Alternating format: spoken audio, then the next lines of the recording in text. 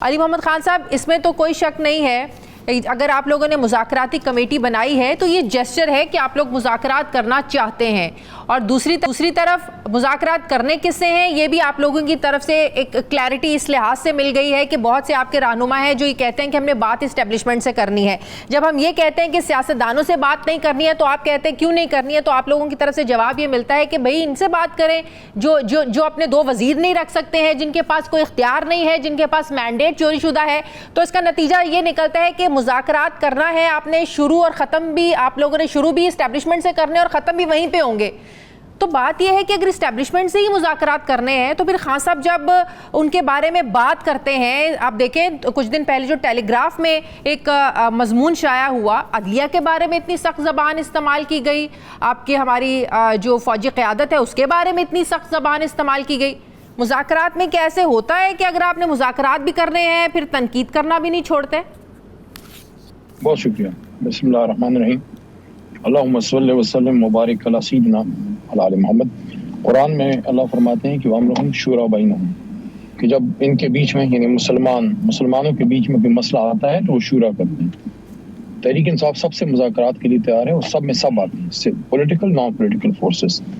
ہاں، باضابطہ مذاکرات پولیٹیکل فورسز کے آپس میں ہی جچتے ہیں، جہاں بیٹھک ہوتی ہے، جہاں پریس ٹاک ہوتی ہے، جہاں اعلامیہ جاری ہوتا ہے، لیکن اسٹیبلشمنٹ سے بھی بات ہونی چاہیے۔ اس کے لیے ایک وقت مل سکتا ہے، کوئی جو مس کمیونیکیشن ہے یا مس انڈرسٹینڈنگز ہیں وہ اس پہ ضرور بات ہونی چاہیے، اگر ایسے کوئی معاملات ہوں جہاں چیزیں درست ہونی ہیں اور ہونی چاہیے، لیکن باضابطہ مذاکرات تو میرے خیال میں پولیٹیکل فورسز سے ہی ہونے چاہیے۔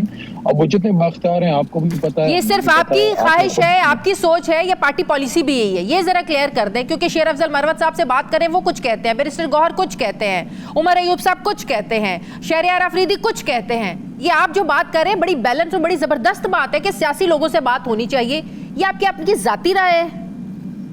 دیکھیں، میں عرض کرتا ہوں، ویسے تو آفیشیل رائے عمران خان صاحب کی بیرسٹر گوہر صاحب ہی دیتے ہیں، لیکن وہ بیرسٹر گوہر صاحب ہمارے کولیگ بھی ہیں، ہمارے کامریڈ ہیں، عہدے پہ بیٹھے ہوئے ہیں، لیکن کچھ ہم ان کے ساتھ ان کے پرانے ساتھی بھی ہیں، سینئر ساتھی ہیں پارٹی کے، اپنی رائے سب دیتے ہیں۔ یہ میری رائے ہے کہ دیکھیے، اگر حکومت مذاکرات میں سنجیدہ ہے تو رانا ثناء اللہ صاحب نے کوئی بہت دفعہ یہ بات کی ہے مذاکرات کی، زرداری صاحب نے بھی کی ہے، ان کے اور بھی سینئر لوگوں نے کی ہے، تو میرے خیال میں اس کی مناسب طریقہ تو یہی ہے کہ پارلیمنٹ کے فلور پہ، پارلیمنٹ کے فورم پہ ان کا ایک وفد جائے، اپوزیشن چیمبر میں عمر ایوب صاحب سے ملے، ان کو اپنی تجاویز دے، وہ چیزیں پھر ہم خان صاحب کے سامنے رکھ دیں گے، خان صاحب اجازت دیں گے تو بات آگے چل پڑے گی۔ لیکن اگر حکومت سنجیدہ ہے تو پھر وہ صرف میڈیا میں بات کیوں کرتے ہیں؟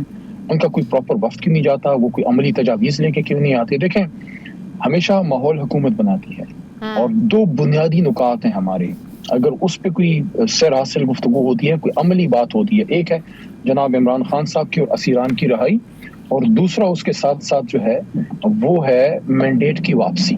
اب مینڈیٹ کی واپسی کے لیے کوئی عملی بات ہونی چاہیے۔ ابھی اسی ابتدائیہ میں آپ نے اپنے کمنٹس دیے، تو میں یہ سمجھتا ہوں، بلکہ ہماری جماعت کی رائے ہے کہ جب تک یہ اوریجنل مینڈیٹ کی طرف ہم نہیں جائیں گے، فارم 47 کے لوگ بیٹھے ہوئے ہیں، سیٹیں ساری ہاری میں، 17-18 سیٹیں جیتی ہیں، ان کو بٹھا کے ہم سب کے اوپر بٹھا دیا گیا ہے۔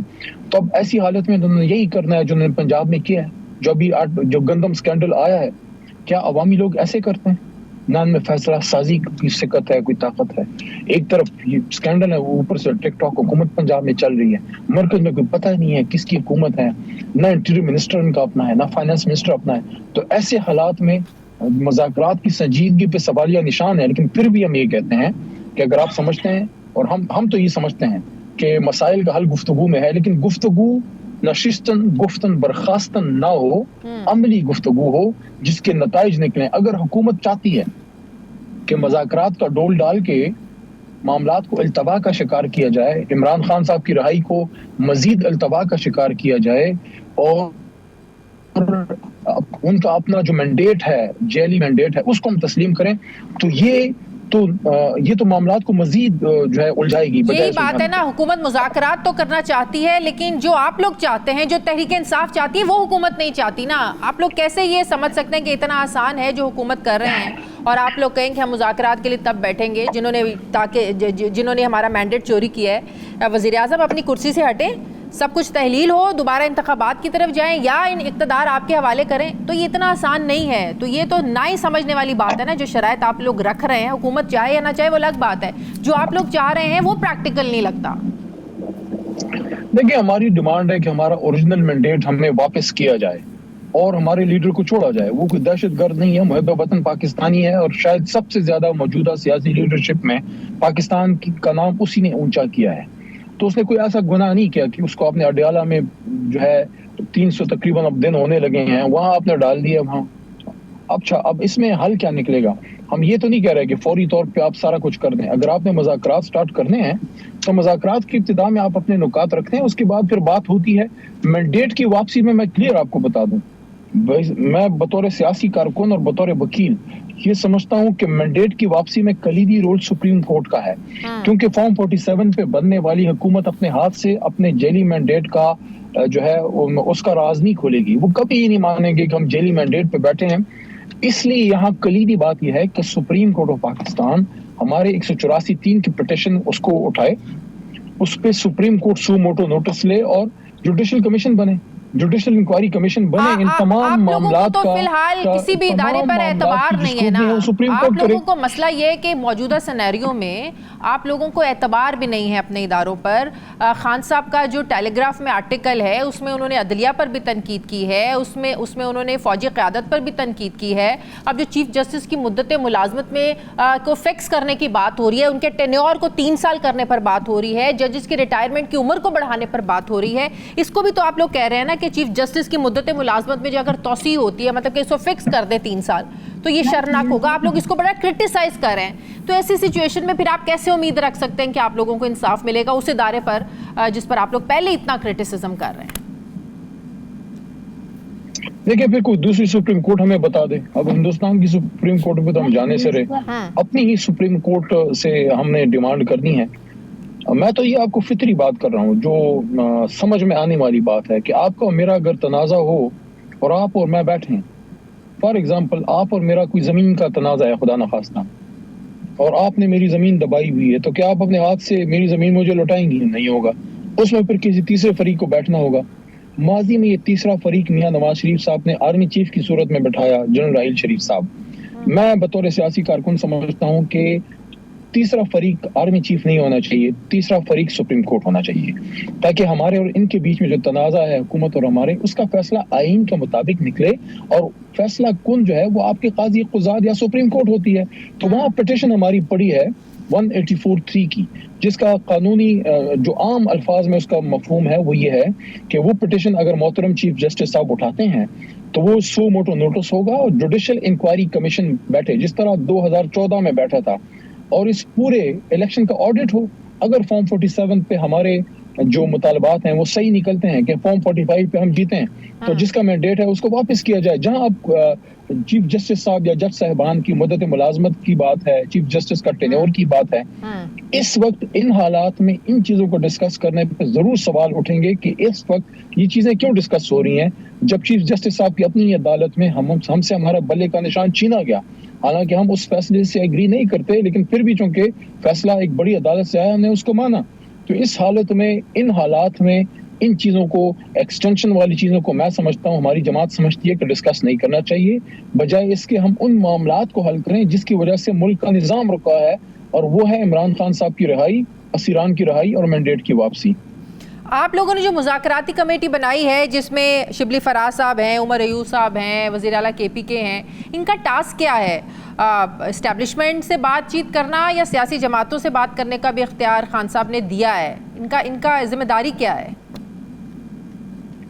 دیکھیں, مذاکرات تو آپ کو سب سے کرنے ہوتے ہیں. جہاں مسئلہ ہوگا اس میں صرف یہ 3 ممبر ہی نہیں, میں سمجھتا ہوں کہ ان کو اور بھی سینئر لیڈرشپ سے کام لینا چاہیے جو بھی معاملات کو حل کرنے میں مدد دے سکے. تنازع ہمارا حکومت سے ہے, اس لیے بات ان سے ضرور ہونی چاہیے, لیکن اس میں انیشیٹو حکومت کو لینا ہے, کیونکہ حکومت ہمیشہ ماحول بناتی ہے.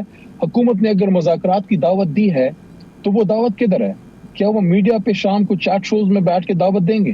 ان کی سینئر قیادت ہے, کیوں نہیں وہ پارلیمنٹ کے فلور پہ اپوزیشن چیمبر میں جاتے ہیں, اپنے تجاویز لے کے جاتے ہیں, اپوزیشن لیڈر سے وہ ملیں, عمر ایوب صاحب سے لیکن آپ کی کمیٹی وہاں senior- بااختیار کتنی ہے؟ وہ اپنے تئیں فیصلہ کر سکتے ہیں وہ تو سچویشن دیکھیں، کو مد نظر میں رکھتے ہوئے، یا عرض ہر کرتا بات پہ کہیں گے ہم خان صاحب سے پوچھیں گے پھر بتائیں گے؟ دیکھیں میں عرض کرتا ہوں، میں یہ سمجھتا ہوں کہ جو بھی شخص کمیٹی میں ہے وہ با اختیار ہے، کیونکہ عمران خان صاحب نے کمیٹی بنائی ہے جہاں ان کو اپنے لیڈر سے یعنی خان صاحب سے مزید تجاویز کی یا اجازت کی ضرورت ہوگی تو اڈیالہ اسلام آباد سے کوئی آدھے گھنٹے کی مسافت پہ وہ چلے جائیں گے، ان سے اجازت لے لیں گے.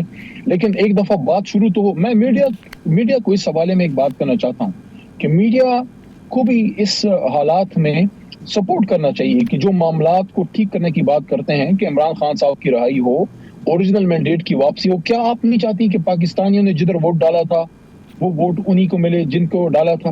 بالکل انہی کو ملنا چاہیے، اور جو کون کرے غیر گا؟ یقینی کی کیفیت ہے یہ ختم ہونی چاہیے، ادھر دس وے. تو اس کے لیے پھر کیا بہتر یہ نہیں ہے کہ بجائے اس کے کہ روڈوں پہ معاملات حل ہوں، پھر احتجاج ہوں، پھر دھرنے ہوں، پولیس آئے، پولیس گردی ہو، لوگوں گرفتار کیا جائے، آنسو گیس چلیں، حکومت عملی اقدامات لے، سنجیدہ اقدامات لے اور عملی تجاویز کے ساتھ آئے تاکہ وہ باتیں جناب عمران خان صاحب کے سامنے رکھی جائیں تاکہ قوم اس مخمصے سے اور اس کنفیوژن سے نکلے.